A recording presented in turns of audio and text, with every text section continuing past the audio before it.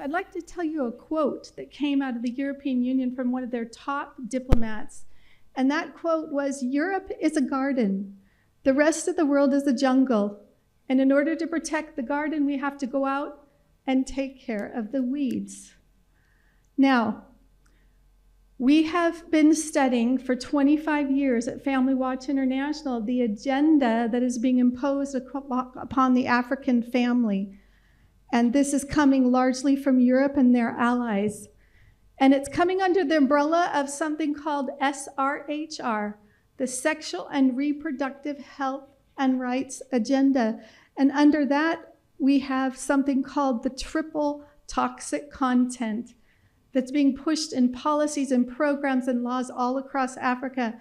And those triple toxic contents include sexual orientations and gender identities enshrined in laws and programs, comprehensive sexuality education, and abortion, an unfettered right to abortion. These are on the assault on the African family.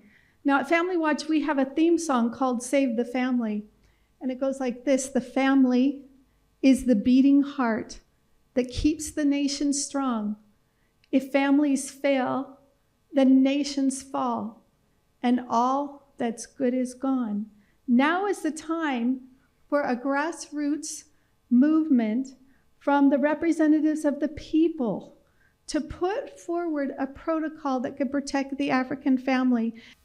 Okay, the two major legal threats right now are the Samoa Agreement with the EU and the AU Convention to End Violence Against Women and Girls that was just adopted at the AU Summit by the presidents of Africa. For the Samoa Agreement, it requires the parties to commit to sexual and reproductive health and rights with its triple toxic content. Next slide. But then this new African Convention that was just adopted, not yet signed or ratified by parliaments, is a major threat. It actually redefines the family. It says the family means a natural and fundamental group, a natural and fundamental group, or a unit of society which constitutes a family, as defined or provided for by a state party.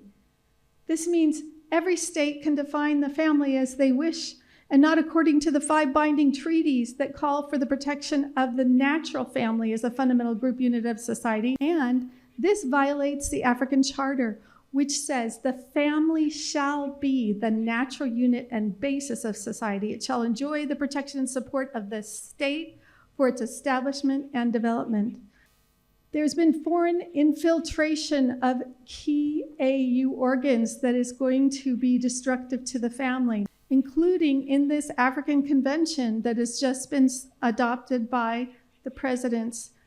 I don't believe they saw this one document, and that's because they were told it only had a few technical updates. Nobody needed to look at it. And it's called the AU Strategy for Gender Equality and Women's Empowerment 2018 to 28.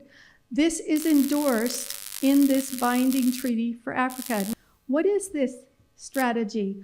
Well, first of all, you should know that it was really funded by United Nations agencies and many, even USAID from the United States and European countries. And someone snuck in this definition. This was not the definition in the original document. This definition brings in the triple toxic content of the SRHR agenda.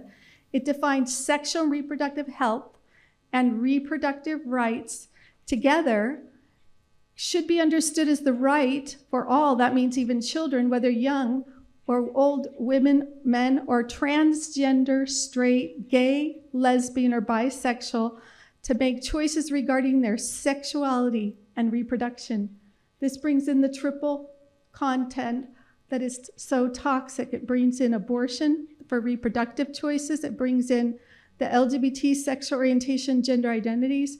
And it says that governments must provide the right to access the information and services to support these choices.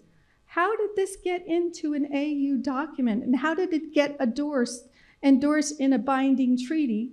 Well, again, if you look at the donors who were behind this strategy and behind pushing this violence treaty, you will see what we call the cockroach and the ice cream principle. Also, the African Convention to End Violence also says that the African Commission on Human People's Rights shall have the mandate to interpret the provisions of this convention. Sounds like a good idea, right? Next slide. Except that they too have been taken over by the EU and the funders that fund their technical work when they made this comment number 1 on the African Charter on Human and People's Rights and Women in Africa. Next slide. They actually said, when they reinterpreted that treaty, that there are multiple forms of discrimination based on various grounds, and they read sexuality, which can include gender identities, and sexual orientation into your binding treaty without the consent of the states or the parliaments who are the lawmakers. It also read into, well, here's how you know why this is happening. The EU is funding, and UN agencies are funding. This is a major threat to African sovereignty and family values, to have such an important organ that is being undermined by the funding that is coming to it and interpreting treaties to read in the triple toxic content. So in summary, African policy, legislation, and laws have been hijacked by the Europe and its SRHR allies. The African family, as we know it, cannot survive this SRHR assault.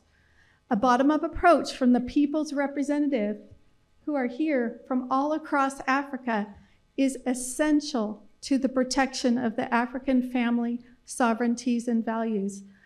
President Museveni and Your Excellency, President Museveni and Your Excellency Janet Museveni, the First Lady, we are so grateful that you have hosted this event for 3 years in a row, and we hope that you will champion this protocol and make it have power in Africa to push back against this sexual, social, and cultural imperialism of the West. Thank you.